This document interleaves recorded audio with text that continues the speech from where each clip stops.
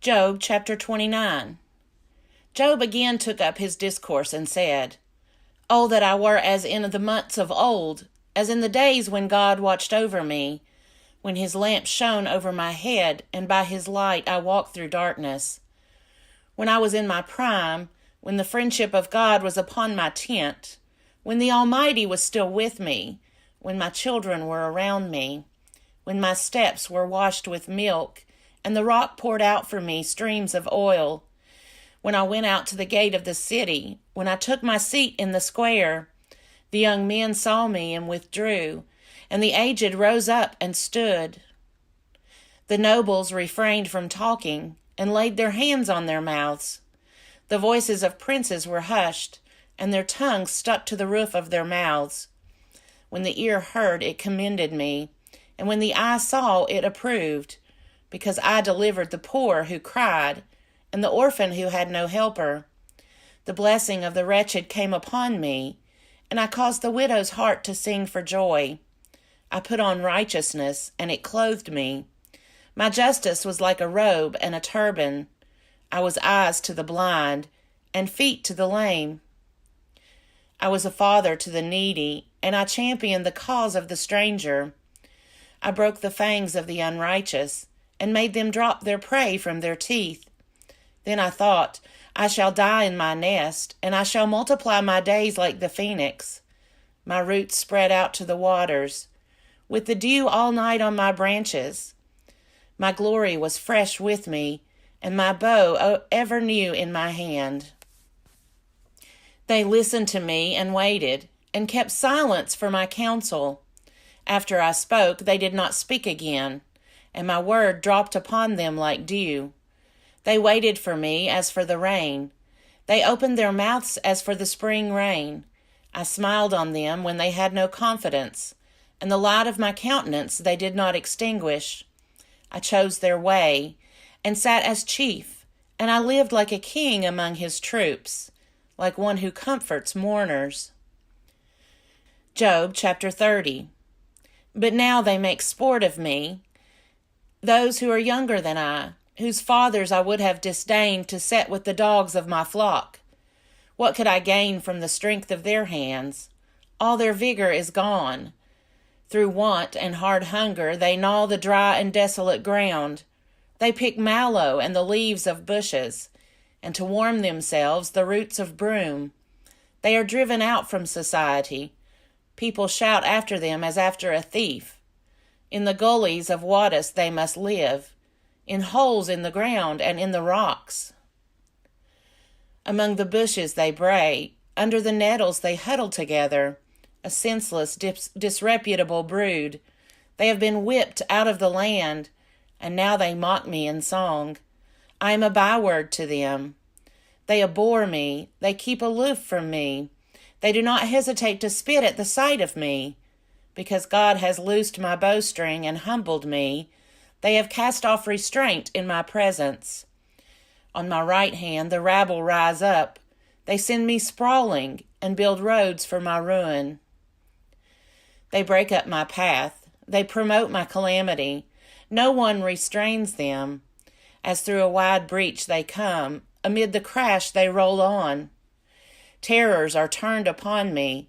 My honor is pursued as by the wind, and my prosperity has passed away like a cloud. And now my soul is poured out within me. Days of affliction have taken hold of me. The night racks my bones, and the pain that gnaws me takes no rest. With violence he seizes my garment. He grasps me by the collar of my tunic. He has cast me into the mire, and I have become like dust and ashes. I cry to you, and you do not answer me. I stand, and you merely look at me. You have turned cruel to me. With the might of your hands you persecute me. You lift me up on the wind, you make me ride on it, and you toss me about in the roar of the storm. I know that you will bring me to death, and to the house appointed for all living. Surely one does not turn against the needy, when in disaster they cry for help. Did I not weep for those whose day was hard? Was not my soul grieved for the poor? But when I looked for good, evil came, and when I waited for light, darkness came. My inward parts are in turmoil and are never still. Days of affliction come to meet me. I go about in sunless gloom. I stand up in the assembly and cry for help. I am a brother of jackals and a companion of ostriches. My skin turns black and falls from me, and my bones burn with heat. My lyre is turned to mourning, and my pipe to the voice of those who weep. Job chapter 31. I have made a covenant with my eyes. How then could I look upon a virgin? What would be my portion from God above, and my heritage from the Almighty on high? Does not calamity befall the unrighteous, and disaster the workers of iniquity? Does he not see my ways, and number all my steps? If I have walked with falsehood, and my foot has hurried to deceit, let me be weighed in a just balance, and let God know my integrity. If my step has turned aside from the way, and my heart has followed my eyes, and if any spot has clung to my hands, then let me sow and another eat, and let what grows for me be rooted out. If my heart has been enticed by a woman, and if I have lain in wait at my neighbor's door, then let my wife grind for another, and let other men kneel over her. For that would be a heinous crime, that would be a criminal offense. For that would be a fire consuming down to Abaddon, and it would burn to the root all my harvest. If I have rejected the cause of my male or female slaves, when they brought a complaint against me, what then shall I do when God rises up? When he makes inquiry, what shall I answer him? Did not he who made me in the womb make them? And did not one fashion us in the womb? If I have withheld anything that the poor desired, or have caused the eyes of the widow to fail, or have eaten my morsel alone, and the orphan has not eaten from it.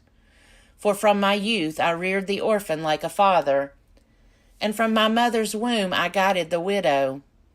If I have seen anyone perish for lack of clothing, or a poor person without covering, whose loins have not blessed me, and who was not warmed with the fleece of my sheep. If I have raised my hand against the orphan, because I saw I had supporters at the gate, then let my shoulder blade fall from my shoulder, and let my arm be broken from its socket. For I was in terror of calamity from God, and I could not have faced his majesty. If I have made gold my trust, or called fine gold my confidence, if I have rejoiced because my wealth was great, or because my hand had gotten much, if I have looked at the sun when it shone, or the moon moving in splendor, and my heart has been secretly enticed, and my mouth has kissed my hand, this also would be an iniquity to be punished by the judges, for I should have been false to God above.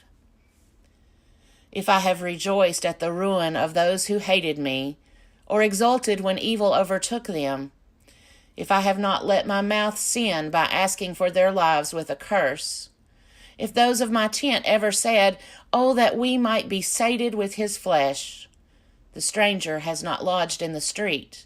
I have opened my doors to the traveler. If I have concealed my transgressions as others do, by hiding my iniquity in my bosom, because I stood in great fear of the multitude, and the contempt of families terrified me, so that I kept silence and did not go out of doors. Oh, that I had one to hear me. Here is my signature. Let the Almighty answer me. Oh, that I had the indictment written by my adversary.